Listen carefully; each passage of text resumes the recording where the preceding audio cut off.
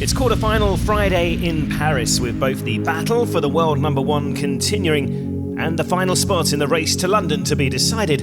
It was another fascinating day in prospect at the BNP Paribas Masters. Novak Djokovic remained on track to retain his world number one status, but the Serb needed to keep winning to keep Andy Murray at arm's length. Cilic, though, having already secured his place at the World Tour finals, was playing with no fear in set one.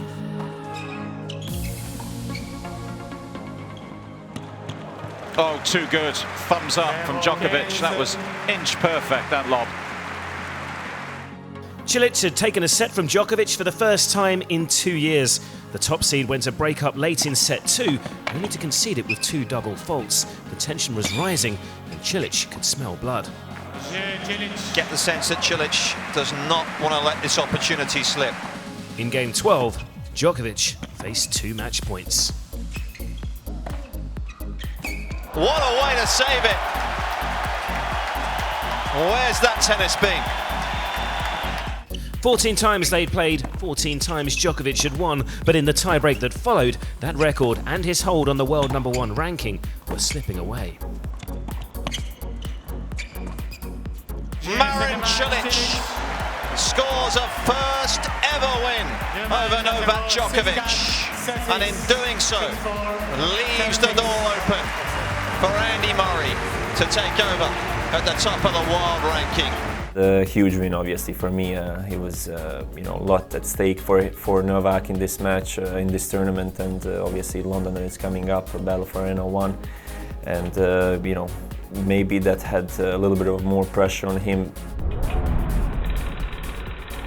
So, quarter-final drama at the Accor Hotel Arena. With Djokovic out, Andy Murray knew a run to the final would secure him the world number one ranking. Thomas Berdych, though, needed a win to reach the World Tour finals, so something had to give. The opening set tiebreak was a thriller, Murray recovering from 6-1 down. Oh, that is outrageous. An astounding tiebreak backlash from the Scot. 7 set points were saved, and when the second of his own arrived, there was just no stopping him.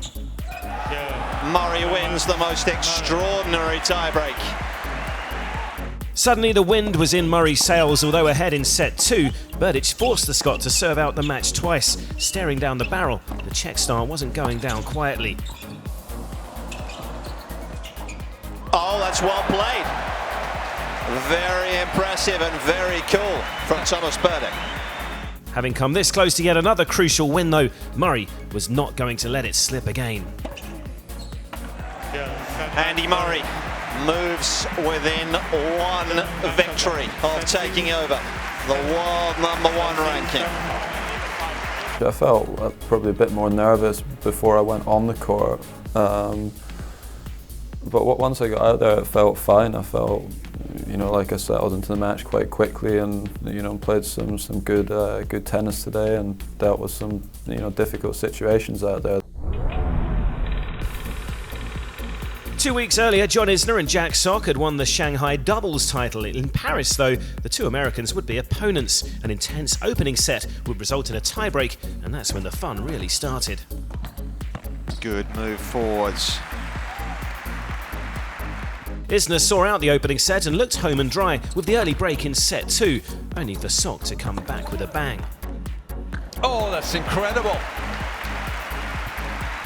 Isner had been distracted by a disputed foot fault call. The American number two took his anger out in the decider. John Isner's wonderful week in the French capital continues. One for the French fans to get excited about, with Jo-Wilfried Tsonga taking on Milos Raonic for the 5th time, the Canadian number one in charge in the opening set. It was a high-quality opener from Milos Raonic. Tsonga, the last remaining Frenchman in the draw, would mount a comeback in set two, but in a tournament that's been defined by tense tiebreaks, yet another would decide the outcome. Victory for Raonic, moves into his 3rd Masters 1000 semi-final of the year. And so to the semi-finals. With Novak Djokovic out, a win for Andy Murray will make him the world number one for the first time in his career.